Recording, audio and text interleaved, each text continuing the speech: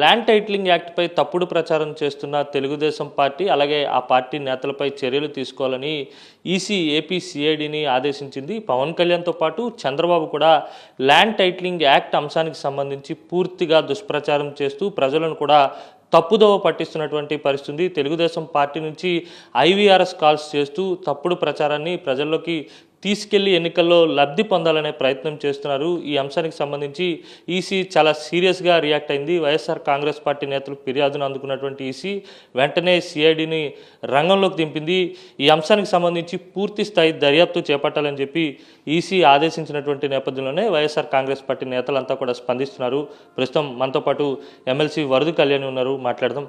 Madam, land titling act అనేది అసలు భూ వివాదాలు ఉండకూడదు, రైతులకు మేలు చేయాలనే అంశంతో అనే ఉద్దేశంతోనే పూర్తిగా నడుస్తున్నటువంటి వ్యవహారం. దీనిపై తెలుగుదేశం పార్టీ కావచ్చు, లేకపోతే చంద్రబాబు నాయుడు, పవన్ కళ్యాణ్ వీరంతా ఏకరువుగా విమర్శలు చేస్తున్నారు, దుష్ప్రచారం చేస్తున్నారు, భూములు దోచేస్తున్నారంటూ కూడా ఆరోపణలు కూడా చేస్తున్నటువంటి పరిస్థితి ఏ విధంగా చూడాలంటారు? ఎలక్షన్ కమిషన్ ఈరోజు సిఐడికి ఆదేశించడం జరిగింది. నిజంగా ఈ నిర్ణయం అనేది చంద్రబాబు నాయుడు గారికైనా, పవన్ కళ్యాణ్కైనా, అలాగే వాళ్ళ ఎల్లో మీడియాకైనా ఒక చెంపపెట్టు లాంటిది. ఎందుకంటే వాళ్ళు ఓడిపోతారు అనే విషయం అర్థమైపోయి తెలుగుదేశం పార్టీ కూటమి కలిపి ఇలాంటి ప్రచారాలు స్టార్ట్ చేసాయి. ఇష్టం వచ్చినట్టుగా ఈ ల్యాండ్ టైటిలింగ్ యాక్ట్ గురించి తప్పుడు ప్రచారాన్ని ప్రతి మీటింగ్లో వాళ్ళు మాట్లాడుతూ ఉన్నారు. అలాగే వాళ్ళ ఎల్లో మీడియాలో ప్రచారం చేస్తూ ఉన్నారు. అలాగే యూట్యూబ్ వీడియోస్ తయారు చేసి ప్రజల్లోకి వదిలేరు. అలాగే ఐవీఆర్ఎస్ కాల్స్ కూడా చేస్తూ ప్రజల్ని అంటే భయభ్రాంతులను గురి చేసేసి ఏదో ల్యాండ్స్ కబ్జా చేసేస్తారు, ల్యాండ్స్ తీసేసుకుంటారు అన్న టైప్గా ప్రజల్ని మభ్యపెట్టడానికి ట్రై చేశారు. కానీ భగవంతుడు అనేవాడు ఉన్నాడు కాబట్టి ఎలక్షన్ కమిషన్ ఈ రోజు సిఐడికి ఆదేశించడం ద్వారా చాలా మంచి నిర్ణయం తీసుకుంది. అసలు జగనన్న అనే వ్యక్తి ముఖ్యమంత్రిగా ప్రజలకి ల్యాండ్ ఇచ్చేవాడే తప్ప తీసుకునేవాడు కాదు. ఆ విషయం ఆంధ్ర రాష్ట్ర ప్రజలందరికీ కూడా తెలుసు. ఎందుకంటే జగనన్న ఇప్పటికీ రాష్ట్రంలో 31 లక్షల ఇళ్ల పట్టాలు ప్రజలకు ఇవ్వడం జరిగింది. అలాగే తీసుకుంటే 3,50,000 గిరిజనులకి పట్టాలు ఇవ్వడం జరిగింది. 3,50,000 ఎకరాలని గిరిజనులకి పట్టాల రూపంలో ఇవ్వడం జరిగింది. అలాగే జగనన్న అడుగడుగున కూడా 80,000 ఎకరాలు పేదలకు కూడా పట్టాల రూపంలో జగనన్న ఇచ్చిన సందర్భం మనం ఈ 5 సంవత్సరాల్లో చూసాము. అసలు భూ కబ్జాదారులు ఎవరైనా ఉన్నారంటే అది చంద్రబాబు నాయుడు గారైనా అతని అనుచరులు అనే విషయం ఈ రాష్ట్ర ప్రజలందరికీ తెలుసు. ఎందుకంటే అమరావతి రాజధాని పేరుతో 50,000 ఎకరాలు పేదల భూములు కబ్జా చేద్దామని చంద్రబాబు నాయుడు గారు ట్రై చేశారు. అలాగే అసైన్డ్ భూములు స్కామ్ ద్వారా 11,000 ఎకరాలు కబ్జా చేయడానికి ట్రై చేసిన విషయం చంద్రబాబు నాయుడు గారు అయితేనేం, నారాయణ అయితేనేం ట్రై చేసిన విషయం కూడా ప్రజలందరికీ తెలుసు. అలాగే విశాఖపట్నంలో తీసుకున్న వాళ్ళ కొడుకు లోకేష్ తోటెల్లుడైన భరత్ 40 ఎకరాలు గీతంలో కబ్జా చేసిన విషయం ఈ రాష్ట్ర ప్రజలకి తెలియదు అనుకుంటున్నారేమో.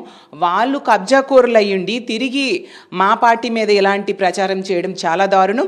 కానీ ప్రజలు దీనికి ఖచ్చితంగా తిప్పి కొడతారు. వస్తున్న ఎన్నికల్లో వీళ్ళకి బుద్ధి చెప్పడానికి సిద్ధంగా ఉన్నారు.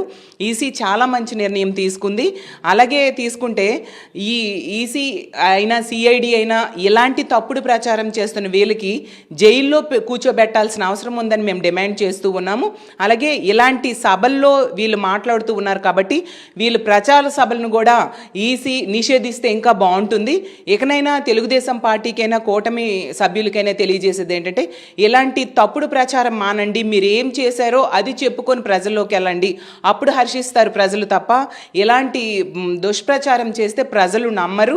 జగనాన్ని ఎప్పుడు కూడా ప్రజలకి భూములు ఇచ్చేవాడే తప్ప తీసుకునేవాడు కాదనే విషయం తెలుసుకోవాల్సిందిగా కోరుతున్నాను. ఒకవైపు చంద్రబాబు, పవన్ కళ్యాణ్ దీనిపై దుష్ప్రచారం చేస్తూనే మరోవైపు తెలుగుదేశం పార్టీ కూటమికి అనుకూలంగా ఉండేటువంటి పత్రికల్లో కూడా ఇష్టానుసారం వార్తలు రాసి ప్రజలను ఒక రకమైనటువంటి భయాందోళనకు గురి చేసే ప్రయత్నం అయితే చేస్తున్నారు.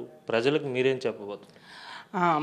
యాక్చువల్గా ఇలా చేయటానికి కారణం ఏంటంటే ప్రజలందరూ కూడా జగనన్న వెనకే ఉన్నారు. జగనన్నని భారీ మెజారిటీతో మళ్ళీ ముఖ్యమంత్రిని చేయబోతున్నారు. దాంతో తెలుగుదేశం పార్టీ వాళ్ళు కానీ కూటమి పవన్ కళ్యాణ్ గారు కానీ ఎలాంటి ప్రచారాన్ని ప్రారంభించారు అంటే ప్రజల్లో ఒక భయభ్రాంతులు క్రియేట్ చేస్తే ప్రజలు ఏమైనా వాళ్ళ మాటలు నమ్మేసి జగనన్నకి వ్యతిరేకంగా ఓట్లు వేస్తారని వీళ్ళు భావించారు.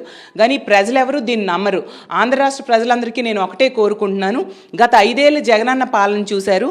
ఇచ్చిన హామీలు కాకుండా ఇవ్వని హామీలు కూడా ఎన్నో ఈ రాష్ట్రంలో అమలు చేసి ఈరోజు పేద ప్రజలు గౌరవంగా బ్రతుకుతున్నారన్నా, వాళ్ళ జీవన ప్రమాణాలు పెరిగాయన్నా అది జగనన్న వల్లనే సాధ్యమైందనే విషయం మీ అందరికీ తెలుసు. కాబట్టి మీ అందరి కోసం బ్రతుకుతున్న, మీ అందరి కోసం ఎంతగానో చక్కటి పరిపాలన అందిస్తున్న జగనన్నకి మీరందరూ కూడా మద్దతు తెలియజేయాలని, అలాగే ఇలాంటి కూటమి విపక్షాలు చేస్తున్న దుష్ప్రచారాన్ని తిప్పికొట్టాలని ఆంధ్ర రాష్ట్ర ప్రజలకి వేడుకుంటూ ఉన్నాను.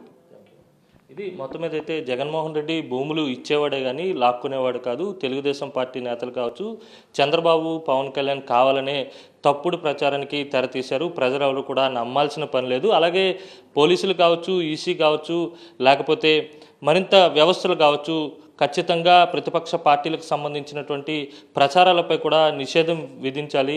తప్పుడు ప్రచారం చేస్తున్నటువంటి ఐవీఆర్ఎస్ కాల్స్ చేస్తున్నటువంటి తెలుగుదేశం పార్టీ నేతలను కావచ్చు, తెలుగుదేశం పార్టీని కావచ్చు, వారందరి పట్ల పూర్తి స్థాయిలో పెద్ద ఎత్తున చర్యలు తీసుకోవాలి, కఠినంగా వ్యవహరించాలని ఎమ్మెల్సీ వరద కళ్యాణ్ డిమాండ్ చేస్తున్నారు. వీడియో జర్నలిస్ట్ అప్పలాజ్తో కలిసి అనిల్, సాక్షి టీవీ, విశాఖ నుంచి. మా నమ్మకం నువ్వే జగన్, మా నమ్మకం నువ్వే జగన్, మా నమ్మకం నువ్వే జగన్. నమ్మకం నువ్వే జగన్.